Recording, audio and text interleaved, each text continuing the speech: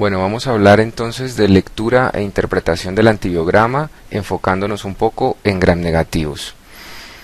Antes de empezar, durante toda la presentación va a salir un bombillo en los puntos clave. Ese bombillo entonces indica una serie de acciones que se pueden hacer en las instituciones con el fin de optimizar un poco la lectura y la interpretación del antibiograma y conocer las fortalezas y las debilidades de las instituciones respecto a los puntos que vamos a ver en la presentación. Entonces el bombillo, cada vez que aparezcan las diapositivas, es una clave.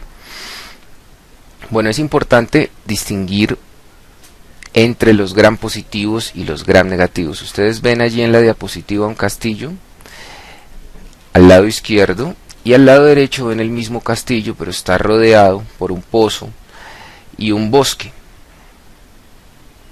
¿Cuál creen ustedes que es el gram positivo y el gram negativo? Bueno, los gram positivos entonces, a diferencia de los gram negativos, no tienen un espacio periplásmico. Ese espacio periplásmico es lo que ustedes están viendo alrededor del castillo y es de vital importancia porque es una característica que le confiere unos mejores mecanismos de resistencia a los gram negativos en contraste con los gram positivos. Ustedes ven que ese espacio periplásmico delimita un espacio entre la membrana interna y la membrana externa de un gram negativo y es supremamente importante porque las beta-lactamasas se concentran en este espacio periplásmico, impidiéndole a la gran mayoría de los antibióticos que puedan llegar a su sitio de acción, que está en la membrana interna o al interior de la bacteria. Los gram positivos, por el contrario, no tienen este espacio periplásmico. Si yo fuera entonces un gram positivo, ¿cómo creen ustedes que podría defenderme frente a un antibiótico? Bueno, como no tengo espacio periplásmico, no tengo ese lago alrededor que puede estar lleno de cocodrilos, que son las beta-lactamasas, sencillamente lo único que yo puedo hacer es agrandar un poco las paredes del castillo o cambiar las cerraduras del castillo. Generalmente los gram positivos, si bien producen beta-lactamasas, no es su mejor mecanismo de resistencia porque no pueden concentrarlas en un espacio periplásmico. Ellos entonces deciden agrandar un poco la membrana o cambiar los sitios de acción de los antibióticos. Los gram negativos, por el contrario, se han especializado mucho más en generar estas enzimas que hidrolizan antibióticos como son las beta-lactamasas y vamos a ver más adelante por qué es tan importante esta ventaja en los gram negativos. Este es un corte de un gram negativo y aquí vamos a ver los mecanismos de resistencia más frecuentes. Miren ustedes que en la parte de arriba está la membrana externa, abajo está la membrana interna y en la mitad está el espacio periplásmico. Para que un antibiótico pueda llegar a su sitio de acción, que está ubicado la mayoría de las veces en la membrana interna, el caso de los betalactámicos y los glucopéptidos está ubicado su sitio de acción en la membrana interna, no al interior de la bacteria, yo debo atravesar la membrana externa. Entonces esta es una primera barrera que tienen los gram negativos, y es que el antibiótico debe pasar, si bien puede pasar por unas porinas, puede pasar a través de transporte activo, también lo puede hacer a través de difusión en la membrana externa. Los que pueden atravesar por difusión en la membrana externa tienen una ventaja grande, y es que en el caso tal de que alguna de estas porinas se cerrara, pues no va a evitar que puedan llegar al espacio periplásmico. Generalmente, debido a la carga que tiene la membrana externa, los suiteriones, que son antibióticos que tienen unas cargas neutras, pueden difundir fácilmente por la membrana externa, pues tienen una ventaja sobre el resto de antibióticos. Los suiteriones son antibióticos como las cefalosporinas de cuarta generación y como los carbapenémicos. Ellos pueden difundir a través de la membrana externa y entonces se saltarían un primer mecanismo de resistencia muy importante, que es el cierre de las porinas o la mutación de estas porinas. Estas porinas son canales a través de los cuales puede pasar el antibiótico, pero En caso de que se cierren, inmediatamente al antibiótico se le restringe la entrada al espacio periplásmico. Un ejemplo muy importante se da en Pseudomonas aeruginosa con el cierre de una porina específica que es la OPRD, que una vez que se cierra, inmediatamente se pierde la sensibilidad en más de un 60% al imipenem. Imipenem es un antibiótico que tiene una configuración estructural muy parecida a un aminoácido fundamental para las bacterias llamado lisina, y la lisina pasa por este poro. Como el imipenem es tan parecido, inmediatamente la bacteria sensa concentraciones del antibiótico en el espacio periplásmico, puede cerrar esta porina y así se pierde la sensibilidad al imipenem. Esto es importante, ¿por qué? Porque los mecanismos de resistencia en gram negativos no respetan familias de antibióticos. Entonces, por este mecanismo de la mutación o pérdida de la porina OPRD en Pseudomonas aeruginosa, yo puedo tener una Pseudomonas resistente a imipenem sensible al resto de carbapenémicos. El punto es que en muchos de los antibióticos para bacilos gram negativos no existe resistencia cruzada. Entonces, la resistencia a un carbapenémico en Pseudomonas aeruginosa no inhabilita al resto de carbapenémicos del grupo 2 necesariamente. Otro mecanismo de resistencia, y el mecanismo de resistencia quizá más importante, como lo mencionábamos en bacterias gram negativas, son las beta-lactamasas. Estas enzimas, que pueden hidrolizar desde cefalosporinas hasta carbapenémicos, se encuentran en el espacio periplásmico. Muchas son configuradas por genes constitutivos en las bacterias, otras por genes adquiridos. Más adelante vamos a hablar un poco de eso. Otro mecanismo de resistencia muy importante son las bombas de flujo. Las bombas de flujo, mediante transporte activo, se encargan de expulsar el antibiótico que se encuentre en el espacio periplásmico nuevamente hacia el exterior de la membrana externa. Este mecanismo de resistencia es un mecanismo de resistencia que demanda mucha energía, porque al requerir energía, la bacteria obviamente se ve obligada a disminuir su fitness bacteriano. Entonces es otro mecanismo de resistencia importante. Las bombas de flujo. Entonces las bombas de flujo son un mecanismo de resistencia que gasta mucha energía en las bacterias. Estos principalmente son los mecanismos de resistencia a grandes rasgos más frecuentes en bacterias gram negativas. Bueno, es importante dentro de toda la microbiología que identifiquemos las bacterias más relevantes en el ámbito hospitalario. De todas las bacterias que existen, hay unas que son supremamente importantes tener en cuenta, porque son las causantes de más del 90% de las infecciones, tanto en la comunidad como las infecciones asociadas al cuidado de la atención de la salud. Dentro de esos entonces tenemos a los cocos gram positivos, a la cabeza con el Staphylococcus aureus, que es un coagulasa positivo, y los coagulasa negativos, que son muy frecuentes en infecciones en recién nacidos, como el Staphylococcus epidermidis y el Staphylococcus hemolyticus. Dentro de los catalasa negativos tenemos al enterococo, al estreptococo.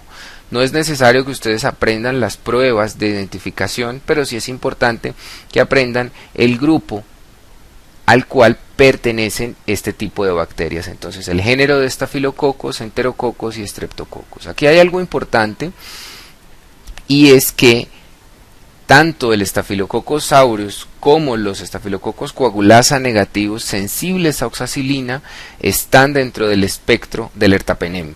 De igual manera, el estreptococo también hace parte del espectro de este antibiótico, salvo que el estreptococo sea resistente a penicilinas. Dentro de los bacilos gram negativos tenemos dos grandes familias, los que fermentan las azúcares y los que no fermentan las azúcares. Los bacilos gram negativos fermentadores de la glucosa o de la lactosa son las enterobacteriáceas.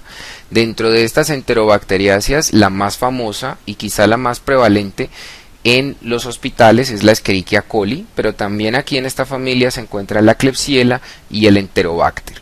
Los bacilos gram negativos no fermentadores, dependiendo de una prueba llamada oxidasa, se dividen en oxidasa positivos, donde el más importante es Pseudomonas aeruginosa, y oxidasa negativo, donde el más importante es Acinetobacter baumannii. Aquí hay que tener en cuenta que las enterobacteriáceas se encuentran dentro del espectro del ertapenem, tanto las sensibles como las productoras de beta-lactamasas de espectro extendido, pero los bacilos gramnegativos no fermentadores no hacen parte del espectro del ertapenem. Entonces, teniendo esto en cuenta, es importante que recuerden el escape, las bacterias más prevalentes causantes de más del 90% de las infecciones intrahospitalarias. Estas son las enterobacteriáceas. Aquí está entonces E. coli, Enterobacter y Proteus, el Staphylococcus aureus, la Klebsiella pneumoniae, la Acinetobacter, sobre todo Acinetobacter baumannii, la Pseudomonas aeruginosa y los Enterococos faecium y fecalis. Vamos entonces a hablar un poco de el antibiograma, pero antes de entrar en tema tenemos que hacer una diferencia entre lo que es interpretación y lectura interpretada. La interpretación, de acuerdo a un punto de corte que establecen diferentes sistemas que regulan estos puntos en el mundo. Nosotros en Latinoamérica, por ejemplo, adoptamos mucho los puntos de corte de la CLSI, que son los americanos, y estos puntos de corte son los llamados MICs. Dentro de la interpretación comprende una categorización dependiendo de los puntos de corte en 3 categorías específicas: susceptible, intermedio y resistente. Susceptible es cuando el microorganismo es inhibido cuando se usan concentraciones del antibiótico recomendado dependiendo del sitio de infección. Intermedio es una respuesta impredecible y para efectos de interpretar un antibiograma debe siempre considerarse como resistente. Y resistentes son aislamientos que no son inhibidos por concentraciones del antibiótico que se alcanzan normalmente en el organismo. Entonces la interpretación se da dependiendo de un punto de corte en sensible, intermedio, resistente. Pero la lectura interpretada entonces comprende un análisis de la caracterización del fenotipo bacteriano dependiendo de su perfil de susceptibilidad, también una deducción del mecanismo de resistencia dependiendo también del fenotipo de las resistencias que uno encuentra en todos los antibióticos, un análisis en conjunto, y una inferencia y modificación del fenotipo si este es necesario.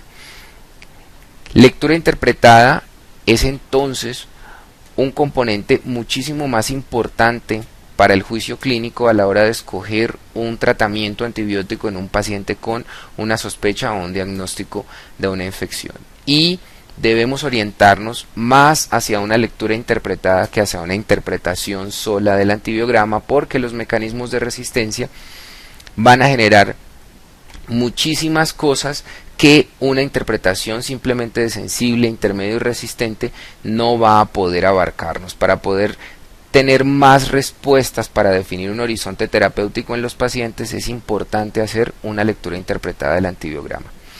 Vamos a ver entonces algunos requisitos para poder hacer esa correcta lectura interpretada. El primero de ellos es una identificación correcta. La identificación puede darse por métodos manuales, automatizados o métodos moleculares. Y aquí entonces hay un punto supremamente importante, y es que es necesario preguntar en el laboratorio de microbiología de las instituciones donde ustedes trabajan qué métodos se usan. ¿Ya? Los gold estándar generalmente son los métodos manuales, pero los métodos manuales tienen unas especificaciones y muchas instituciones a veces no cumplen con esas especificaciones. Los métodos automatizados pueden tener errores, pero algunas de las cosas que tienen que ver con los métodos automatizados hacen que uno pueda generar malas interpretaciones en los antibiogramas, de la misma manera con métodos manuales. Hay ventajas y desventajas de ambos métodos. Los métodos moleculares, por el contrario, no es fácil encontrárselos en las instituciones hospitalarias, entonces van a ser métodos que probablemente estén a la mano de grupos de investigación y de algunas instituciones hospitalarias, pero no es la gran mayoría. Vamos a ver entonces un poco métodos manuales y automatizados. Recuerden que es importante preguntar con qué metodología se hace la identificación microbiológica en cada institución. Entonces, de esos métodos manuales Al igual que de los automatizados, lo que se busca es encontrar unas concentraciones inhibitorias mínimas. Vamos a ver cómo se llega a ese concepto de la concentración inhibitoria mínima o MIC. Ustedes tienen a su izquierda unas cajas con unos preparados para identificación y para siembra de algunas bacterias. Estas son las cajas de Petri y lo que uno hace es que siembra una bacteria en diferentes medios. Ese medio que ven ustedes ahí es un medio agar sangre, pero también pueden haber otro tipo de medios como el que ustedes están viendo en la parte de abajo. Se trazan unas estrías de la muestra en la que yo estoy sospechando que hay una bacteria y miren ustedes que tanto en el agar sangre como en el agar de abajo se produce un crecimiento bacteriano. Esa es una E. coli que creció en un agar sangre. Después de esto, entonces yo necesito determinar esas concentraciones inhibitorias mínimas y lo hago a través de sensidiscos. Aquí hay un punto supremamente importante y es que es necesario preguntar si en el laboratorio de microbiología tienen sensidiscos para hacer pruebas especiales o para confirmar pruebas que de pronto puedan ser sospechas de errores por el método automatizado. Los sensidiscos son supremamente importantes porque de una correcta identificación del MIC depende que el clínico use o no use un antibiótico específico. ¿Qué hace uno con los sensidiscos? Entonces los ubica en el agar con el crecimiento bacteriano y miren ustedes que en esos discos, miren el disco del extremo derecho donde ustedes ven que el agar se limpió alrededor produciendo un halo. Ese es el halo de inhibición, o sea, el antibiótico difundió y mató las bacterias que estaban ahí alrededor. Ese tamaño del halo es lo que se interpreta dependiendo de los milímetros que dé como sensible, intermedio o resistente. Esos puntos de corte los define para la mayoría de las instituciones en Colombia el CLSI y es muy importante tenerlos en cuenta porque va a ser lo que va a demarcar si un clínico puede usar o no puede usar un antibiótico dependiendo de la sensibilidad. Existen otros métodos, ustedes ven a su lado izquierdo un método de I-test que tienen esos números, concentraciones inhibitorias mínimas y entonces dependiendo del halo de inhibición que hagan, pues se va a determinar si es sensible o resistente. Este método es un método un poco más específico que el método que vimos antes, pero igual no no aumenta la sensibilidad de una manera estadísticamente significativa con respecto al método manual que vimos al principio. También es un método manual este. Y miren ustedes a la derecha, en la parte superior, que hay un panel. Esos paneles se meten a una máquina y son los paneles de los sistemas automatizados para la identificación. Ustedes ven unos pozos, en esos pozos hay unas concentraciones específicas del antibiótico y se hace un sembrado de la bacteria y dependiendo de la claridad o de la turbidez del pozo, se calculan unas diluciones que van a dar las concentraciones inhibitorias mínimas. Ustedes lo ven en la parte abajo interpretado cómo sería el pozo dependiendo de la bacteria. Todas las concentraciones inhibitorias mínimas dependen del género y la especie bacteriana, entonces no todos los MIC son iguales para las bacterias, son diferentes. Y ese MIC entonces marca el punto en el cual las bacterias dejan de crecer en un pozo específico. Miren allí los pozos que nosotros estábamos viendo en el sistema automatizado de la diapositiva anterior en el extremo superior derecho y miren cómo a medida que va aumentando la concentración las bacterias dejan de crecer. Entonces es esa mínima concentración a la cual casi todas las bacterias mueren por un antibiótico específico. Eso es lo que se llama MIC. El segundo requisito para una correcta lectura interpretada tiene que ver con las resistencias naturales, porque existen algunas bacterias que tienen una resistencia intrínseca a determinados antibióticos. Miren ustedes allí en resistencias naturales en enterobacteriáceas que muchas de las enterobacteriáceas, aquí el ejemplo claro es Klebsiella pneumoniae, son resistentes intrínsecamente a ampicilina y muchas de ellas a cefalosporinas de primera e inclusive cefalosporinas de segunda generación. Entonces a veces cuando vemos una resistencia de estas en un antibiograma, podemos pensar que es por un mecanismo de resistencia complejo y resulta que es una resistencia intrínseca. Algunas bacterias entonces tienen una resistencia intrínseca a determinados antibióticos, independiente del espectro. Tigeciclina, por ejemplo, que es un antibiótico de amplio espectro, hay bacterias que tienen una resistencia intrínseca a ellas. Proteus, Providencia y Pseudomonas son intrínsecamente resistentes a la tigeciclina. Aunque sea de amplio espectro, no se puede usar en este tipo para este tipo de bacterias. Pseudomonas aeruginosa y cefalosporina y ceftriaxona, por ejemplo, también hay una resistencia intrínseca allí.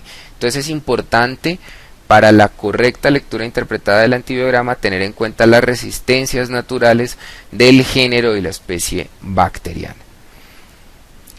El tercer requisito para una correcta lectura interpretada son las resistencias adquiridas. Entonces las resistencias adquiridas pueden ser por elementos genéticos móviles, secuencias de inserción, integrones o transposones, o por resistencia intrínseca, como lo vamos a ver ahora más adelante. Existe un modelo teórico que habla de la selección de la flora intestinal resistente y de cómo estas resistencias adquiridas o intrínsecas pueden estar desenvolviéndose en la dinámica de la resistencia bacteriana. Miren entonces que la bacteria y el paciente confluyen en el tracto gastrointestinal. Eso es un corte de intestino grueso, y en el tracto gastrointestinal es donde existe el mayor reservorio de bacterias en el cuerpo humano. Allí entonces bacteria y hospedero interactúan. Algunas bacterias tienen una resistencia intrínseca, eso quiere decir tienen en su código genético la posibilidad de hacer mecanismos de resistencia. Otras los toman de otras bacterias, que es la resistencia adquirida.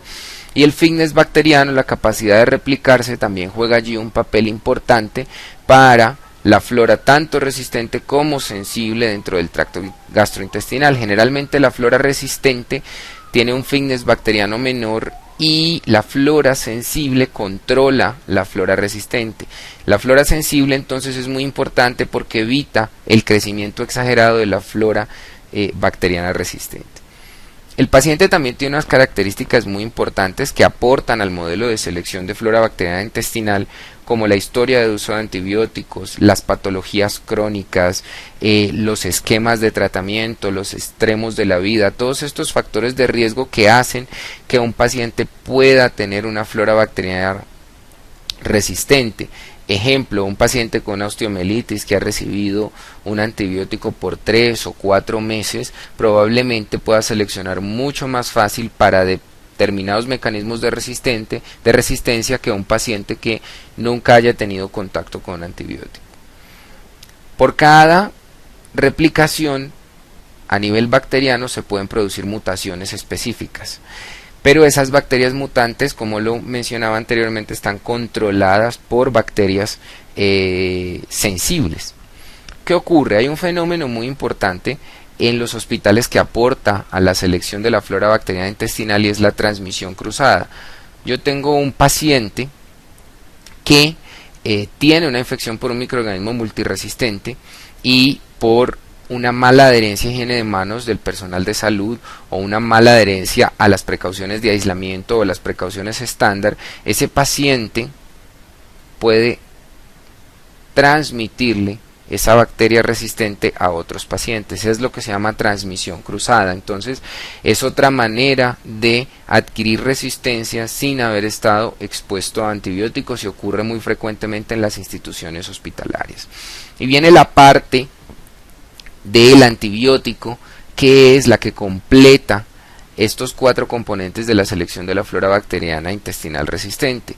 Los antibióticos, dependiendo de su potencia, de su bioequivalencia o de patrones farmacocinéticos o farmacodinámicos, pueden interactuar con la bacteria y pueden acabar con ella, o sea, eliminarla, pero también pueden hacer presionar para que esos mecanismos constitutivos de resistencia se expresen, o sea, de reprimir genes, o finalmente acabar con toda la flora sensible, dejando la flora resistente, y entonces la flora resistente, como ya no va a tener la flora sensible que la controle, pues finalmente puede empezar a replicarse. Esto es lo que se llama las infestaciones o las infecciones por selección de flora bacteriana intestinal resistente. Ocurre muy frecuentemente cuando se usa un antibiótico de amplio espectro. En el caso de Pseudomonas aeruginosa, usar carbapenémicos del grupo 2 en un paciente que no tiene factores de riesgo para infección por Pseudomonas aeruginosa,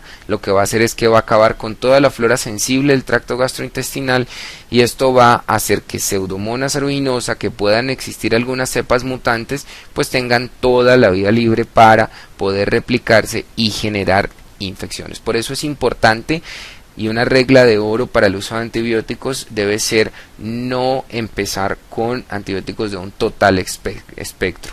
Tratar de usar antibióticos de amplio espectro, pero que no tengan un total espectro, porque voy a acabar con toda la flora sensible que pueda tener un paciente.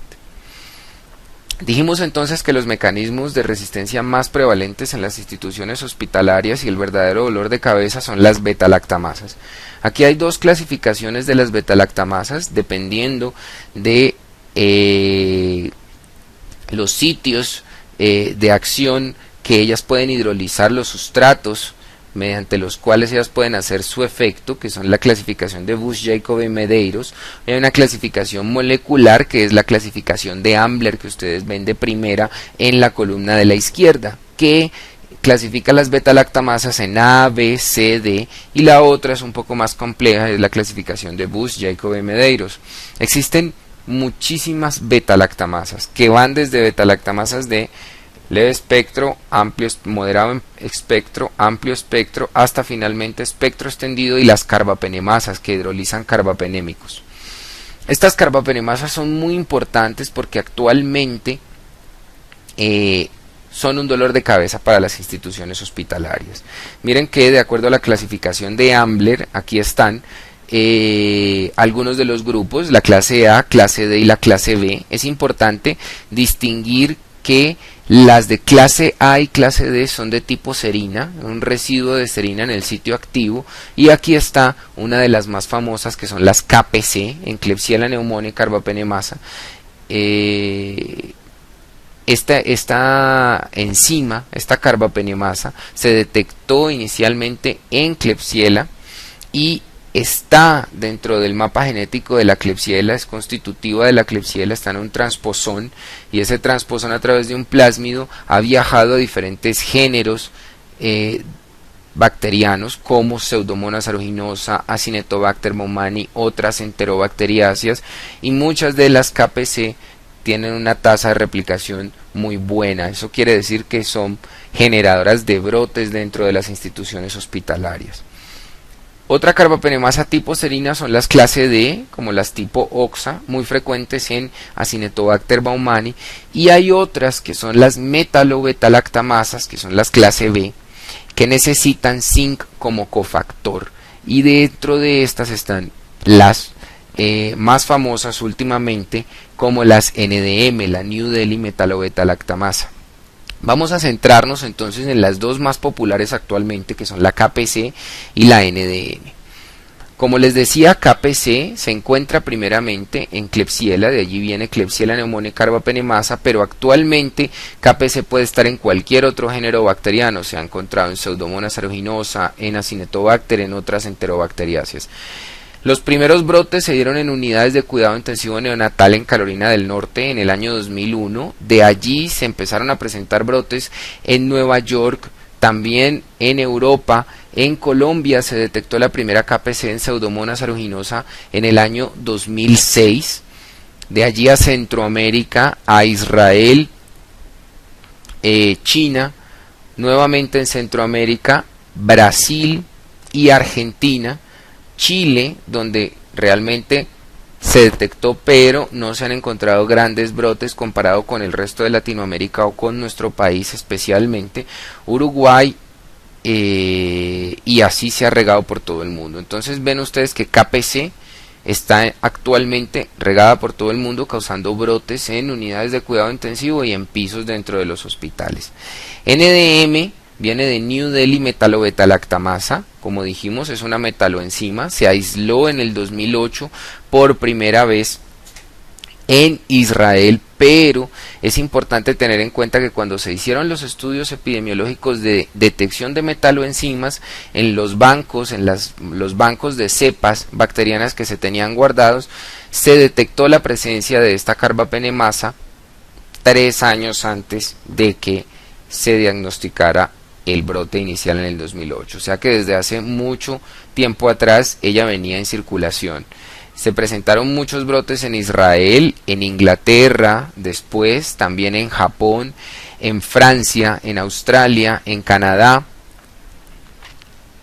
en Estados Unidos, en Guatemala en el año 2011, la primera de Latinoamérica, después en Uruguay, Paraguay, México, Colombia, en unidades de cuidado intensivo neonatal en Bogotá y en el Valle del Cauca también, Argentina, Brasil, Centroamérica. Entonces, como ustedes pueden ver, tanto KPC como NDM actualmente están regadas dentro de las instituciones hospitalarias y generan muchísimos brotes. Son un dolor de cabeza porque los tratamientos para este tipo de bacterias multidrogoresistentes son tratamientos hasta el momento experimentales que implican 2 o 3 combinaciones de antibióticos diferentes y con unas proporciones de mortalidad supremamente elevadas.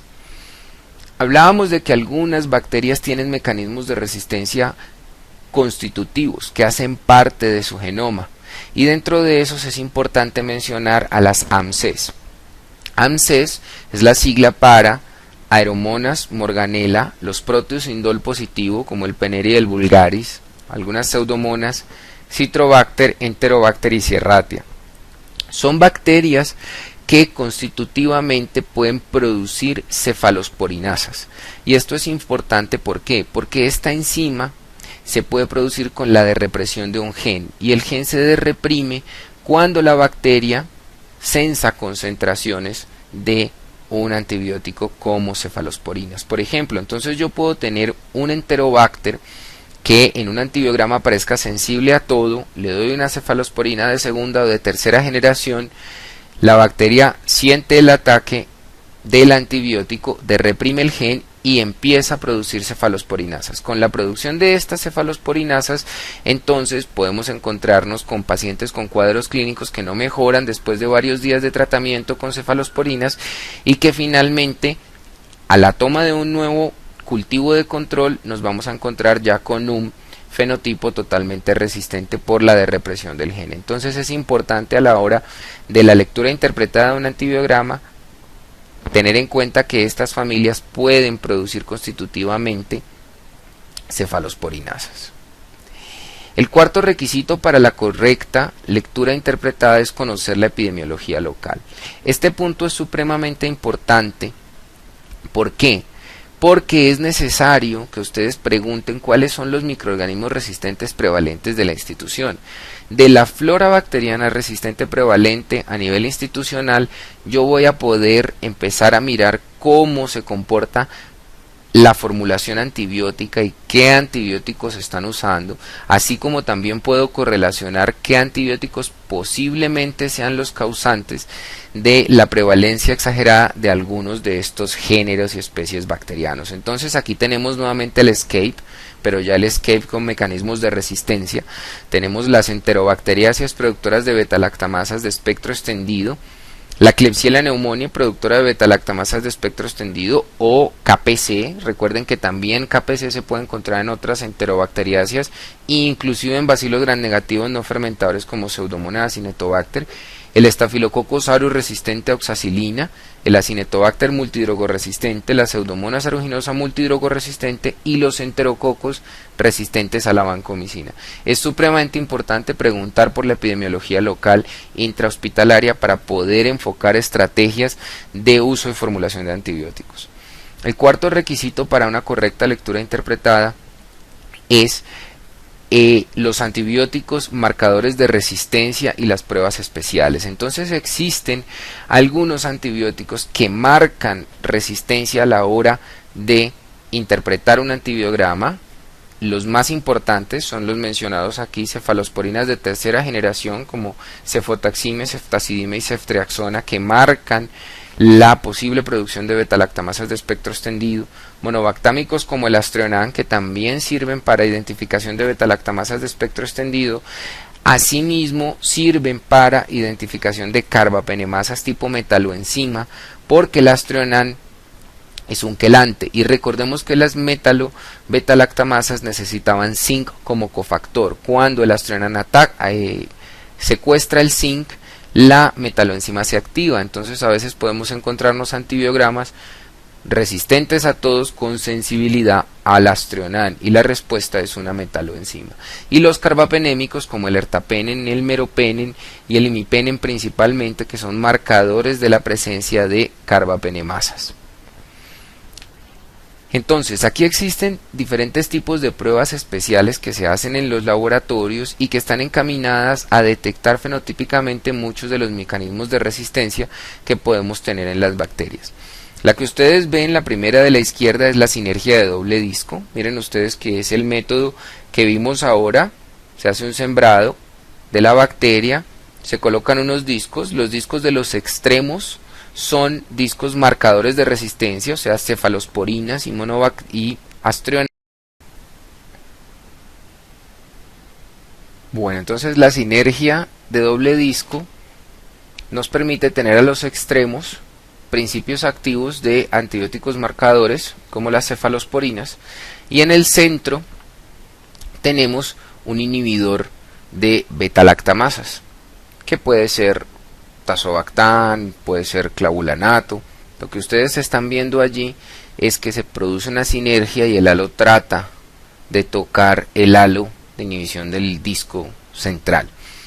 También existen las pruebas de doble disco combinado, que son pruebas muy frecuentes en los laboratorios de microbiología, donde ustedes ven los discos de la parte inferior, que son principios activos de antibióticos, en este caso cefalosporinas de tercera generación, y arriba está la misma cefalosporina pero con un inhibidor de betalactamasas como el ácido clavulánico.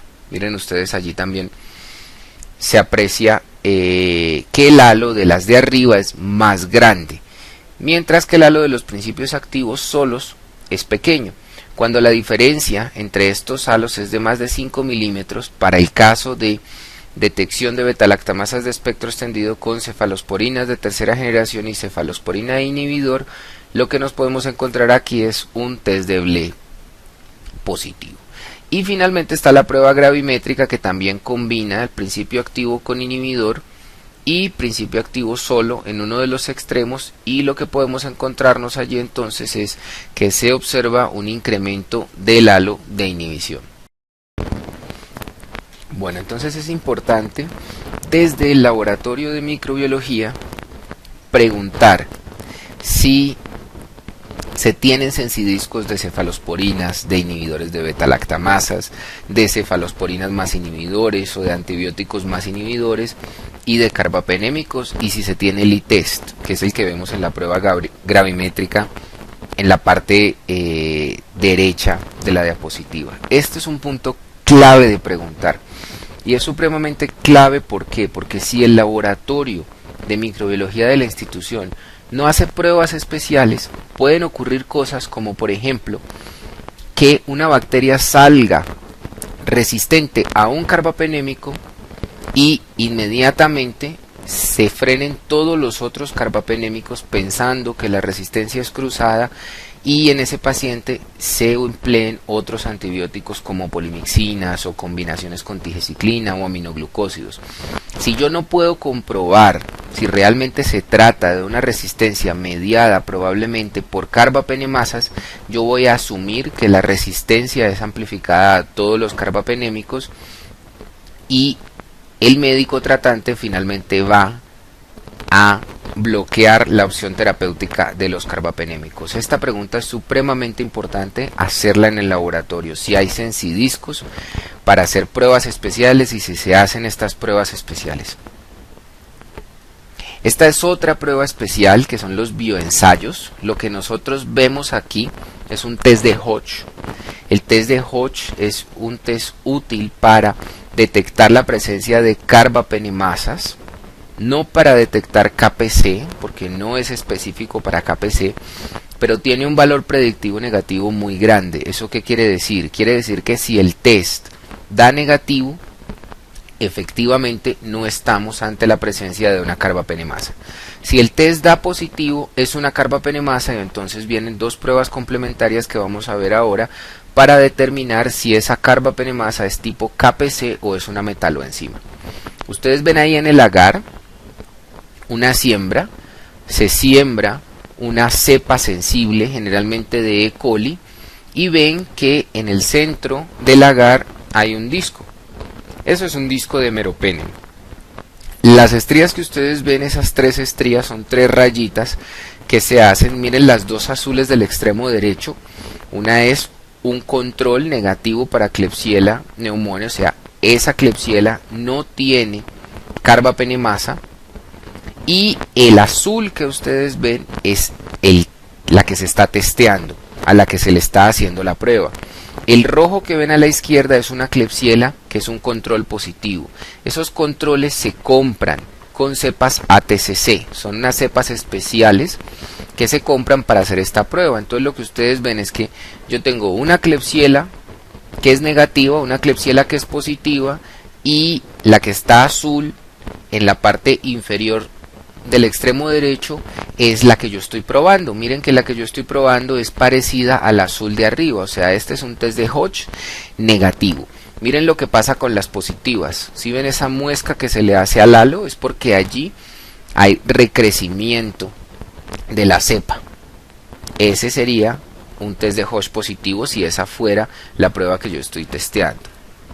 Este es otro ejemplo con un test de Hodge modificado, donde el disco que está en el centro no es de meropenem como en el extremo izquierdo, sino que es de ertapenem. Y esas son varias cepas que se han probado. Miren que la que ustedes ven allí con la letra A, que es la que está en la parte inferior, es un test de Hodge negativo, pero miren la de la E y la de la B, que son test de Hodge positivos. Y este es otro test de Hodge modificado. Miren ustedes, aquí ven como el negativo no alcanza a hacer muescas en el halo de inhibición, pero miren que el positivo sí hace muchas muescas.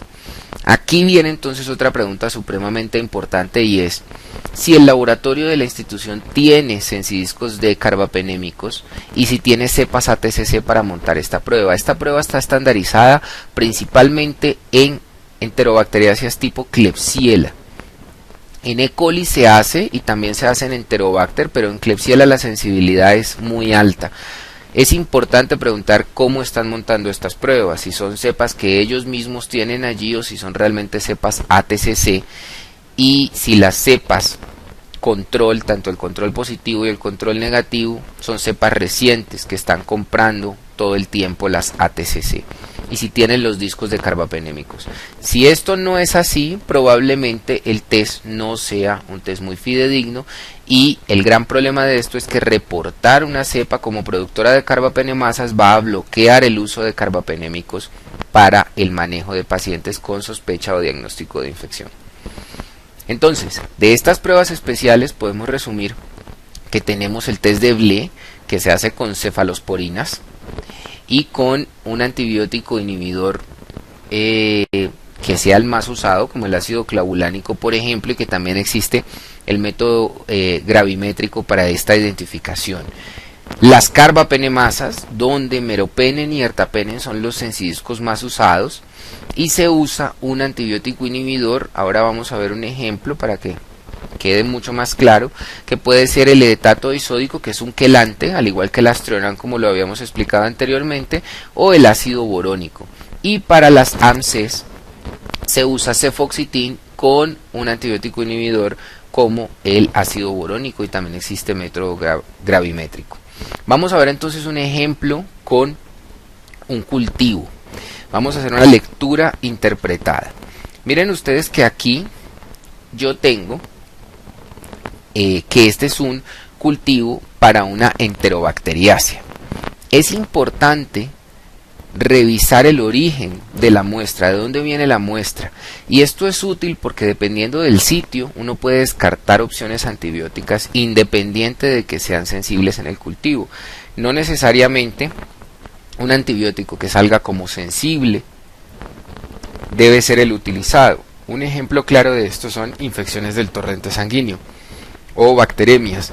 En las bacteremias no se pueden usar todo tipo de antibióticos. Por ejemplo, los carbapenémicos se concentran muy bien en la sangre, pero antibióticos como el linezolid o como la tigecyclina tienen un volumen de distribución muy grande y esto significa que no se concentran muy bien en sangre, van más a los tejidos. Entonces, aunque yo tenga una bacteria sensible a estos antibióticos, no debería utilizarla porque, aunque aparezca sensible en el antibiograma, obviamente no va a tener la misma eficacia clínica. Entonces, esta es una enterobacteriacia.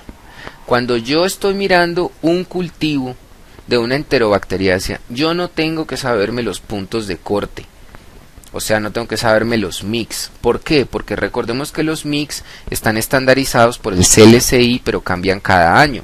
Entonces, y son diferentes también dependiendo del antibiótico y del género bacteriano. Entonces yo no voy a poder saber todo el tiempo frente a qué mix y frente a qué año de CLCI yo estoy leyendo un antibiograma. Entonces es importante hacer una lectura interpretada revisando los antibióticos marcadores de resistencia. En este caso, cefalosporinas de tercera generación y monobactámicos como el Astrionan son marcadores de beta-lactamasas de espectro extendido. Entonces yo reviso si están resistentes y dependiendo de si están resistentes se debe hacer una prueba en el laboratorio que la vimos anteriormente, que es el test de Blé. Este test se hace entonces con un sensidisco de cefalosporina de tercera generación más otro sensidisco de cefalosporina de tercera generación y un inhibidor. Y yo lo que miro allí es que el halo sea mayor a 5 milímetros. Si el halo es mayor a 5 milímetros, el laboratorio de microbiología va a reportar esto como un test de Blé positivo. ¿Por qué es importante este reporte? Este reporte es supremamente importante porque una cepa productora de beta-lactamasas de espectro extendido debe enfocarse terapéuticamente con un carbapenémico. Generalmente el tratamiento de elección debe ser con un carbapenémico, independiente de si piperacina tazobactam está sensible, de si cefalosporinas de cuarta generación está sensible o de si quinolonas está sensibles por el daño colateral de las quinolonas para selección de flora bacteriana resistente como pseudomonas. Y en caso de cefepime y de piptazo, porque se ha encontrado en estudios clínicos que aunque aparezcan sensibles en el antibiograma, si hay presencia de una beta-lactamasa de espectro extendido, probablemente en infecciones severas o complicadas no vayan a tener las concentraciones suficientes para ser bactericidas y van a ser hidrolizados por la enzima. Aquí es supremamente importante preguntar en el laboratorio si se hacen test confirmatorios para BLES. A veces el sistema automatizado revisa, dependiendo del número de diluciones, si hay diferencia entre el antibiótico, el principio activo y el principio activo más el inhibidor en un gradiente de más de 3 diluciones, se hace un diagnóstico de que probablemente haya un germen productor allí de beta-lactamasas de espectro extendido, pero esto debería ser confirmado con un método manual. Entonces es importante preguntar en el laboratorio si se hace un test confirmatorio.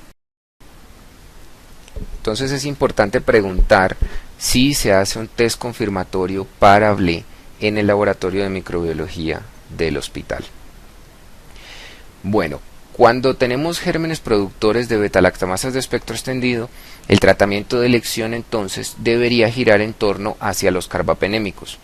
Pero también es importante descartar si estos microorganismos tienen o no la presencia de carbapenemasas concomitantes. Por eso es importante revisar la sensibilidad a los carbapenémicos.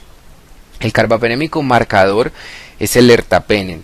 Cualquier disminución en la sensibilidad del ertapenem es sospechoso de la presencia de carbapenemasas, sobre todo KPC, que es la que más rápido se disemina y es la que actualmente está generando muchos brotes en las instituciones hospitalarias en nuestro país.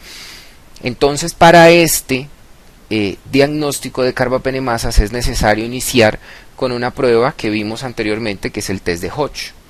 Este es entonces un test de Hodge donde lo que nosotros podemos encontrar es la presencia o no de una carbapenemasa, más no de KPC, porque para llegar a KPC hay que hacer dos pruebas más para comprobar si realmente es una carbapenemasa tipo KPC o es una metaloenzima.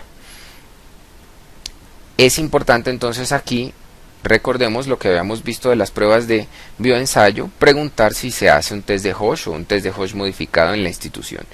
Con un test de Hosch negativo, las probabilidades de que exista una carbapenemasa en esa bacteria son pocas porque el valor predictivo negativo es alto.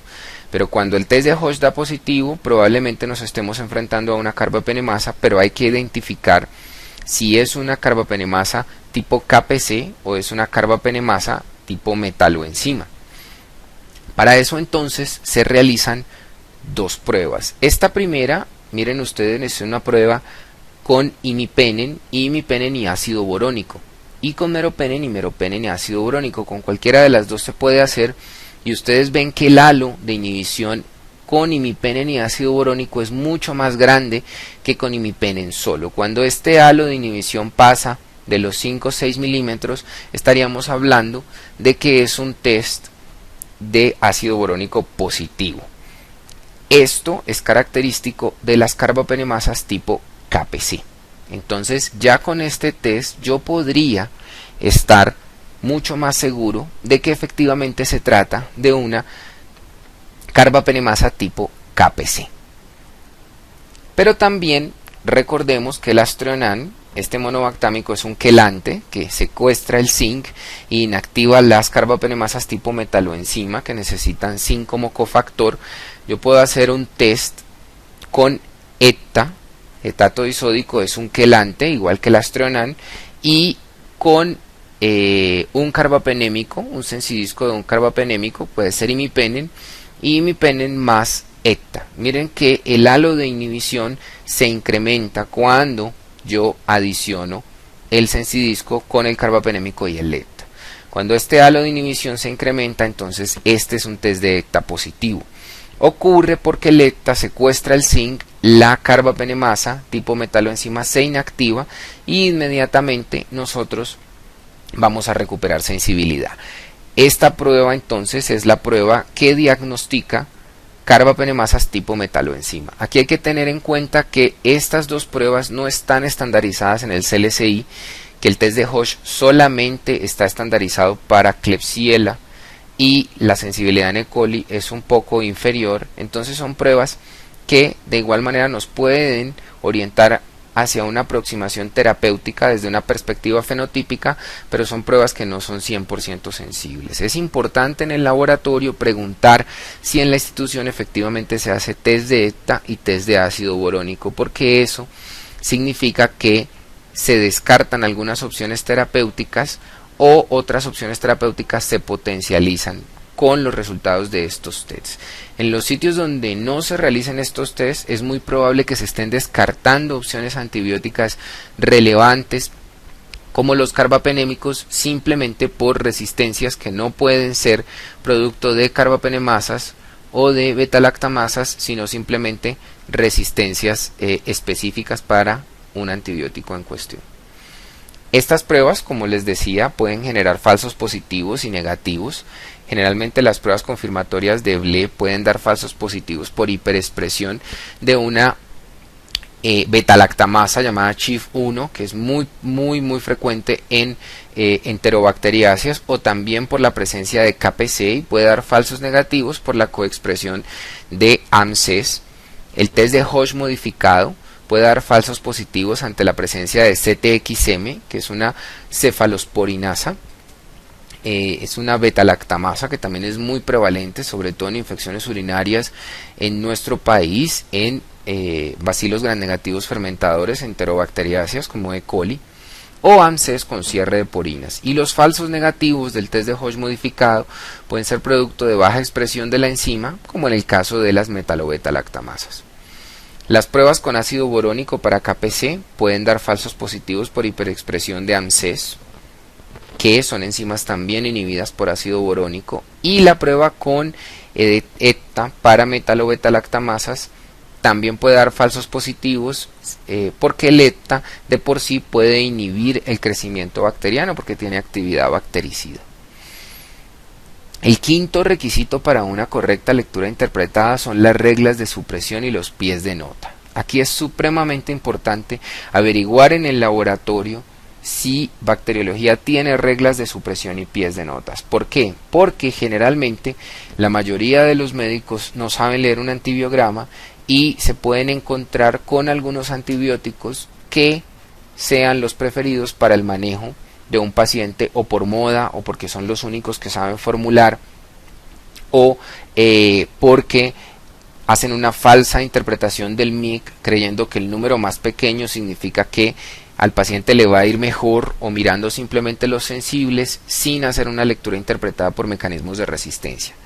Entonces, para enterobacteriáceas, específicamente para E. coli, Klebsiella pneumoniae y Klebsiella oxytoca, donde está estandarizado el test de Blé, es importante siempre realizar esta prueba de Blé, y en caso de que sea Blé positivo se debe suprimir del reporte tanto cefalosporinas, incluyendo cefalosporinas de cuarta generación como el cefepime, así como Astrionan y piperacina tazobactam, porque pueden aparecer como sensibles y entonces el clínico le va a dar a una Blé un manejo antibiótico con alguno de ellos y el paciente va a hacer una falla terapéutica. Y dentro de los pies de nota es importante colocar que no se recomienda el uso de cefalosporinas de tercera generación ni Astrionan, y que el uso de cefepime y piptazo sea asociado a fallas terapéuticas para que el clínico lo tenga presente.